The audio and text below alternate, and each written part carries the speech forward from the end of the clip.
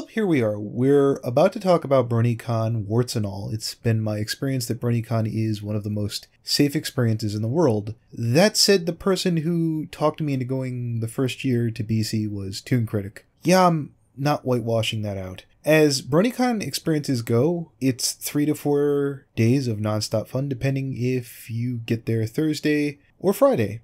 My advice is get there Thursday. Don't head back until Monday. Though I've had Sunday be a blast last year, it was totally worth being there for the full thing. Again, I say that BC was one of the safest experiences I've ever had, but keep in mind that involves the ability to say no, stop, and why I haven't had to ever go to BC staff, like ever, except when to find a damn room because I never know where the hell I'm going, I wouldn't rule it out. Don't go against your better judgment. Don't do something you don't feel comfortable doing. I haven't had any of that at BC at all. On the other hand, I've had members of the PFC tell me that they saw a dead body by their hotel, I believe back in 2015, maybe 2014. It's been a while. I can't confirm this, and it might be BS, but, you know, Baltimore is a hell of a place. Vitas told me when he was around Digi outside, someone got beat up and mugged shortly after they ended up shit-talking Digi. And that was before I was a brony.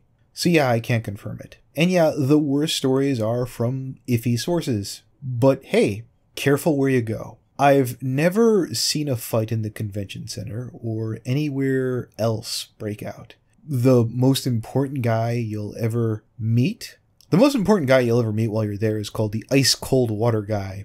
It's going to be the dead of July, so yeah, it's going to totally be worth $1.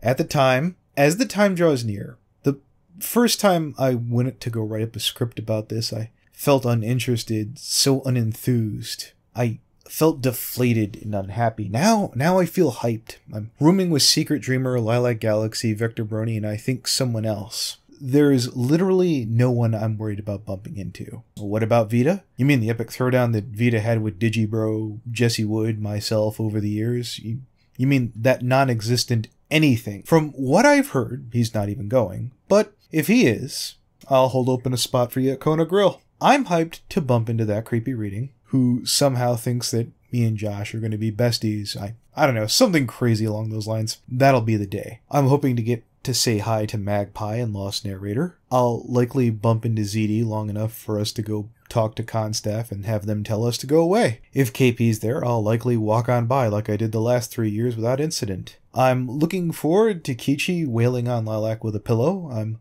really sorry that Aeon of Dreams and Dog-Eye Crimson, among others, aren't going.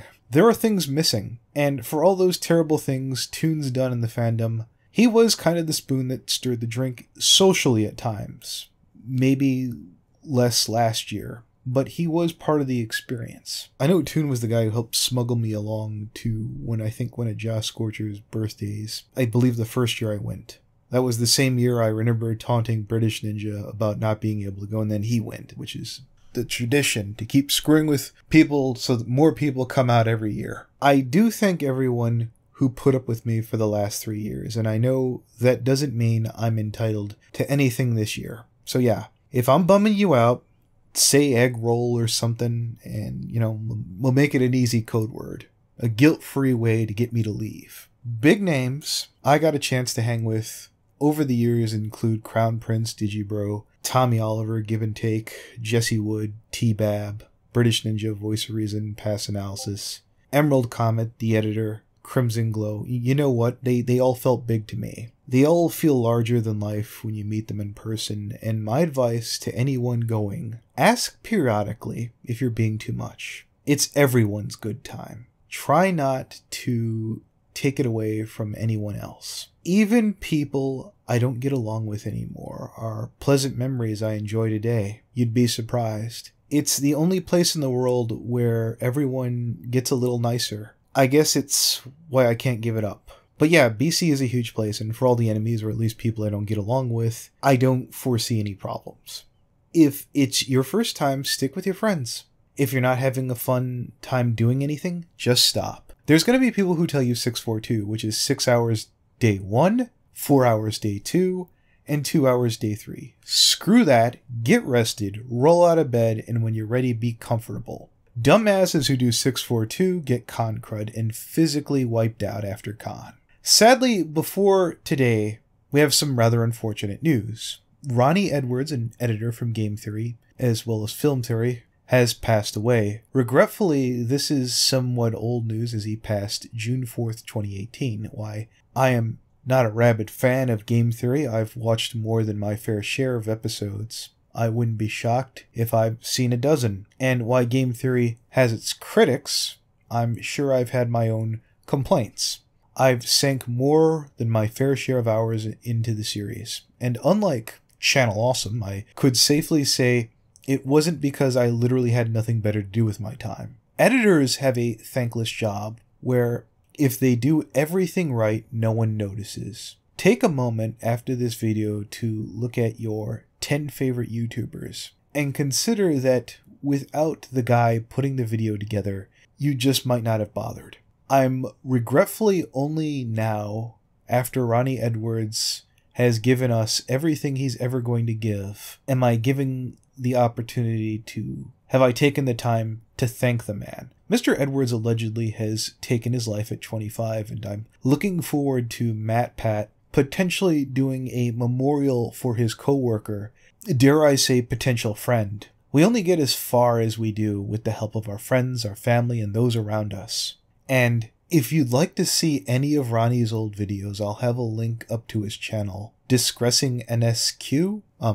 Put the spelling on the screen here. I haven't had a chance to see any of it for myself, but I think I'll download a bit so I have something to watch on my way to BronyCon. Thank you for your time and take care. Oh, and final thoughts. Thanks to Lilac Galaxy and Dogai Crimson, respectively. I look forward to rooming with Lilac. It should be a blast, and I can't be sorry enough that Dogai couldn't make it. God bless. FNGR, and it's apparently abuse your local German. Shame on you, Keyframe. This poor, innocent, sweet cinnamon roll. Oh, please don't.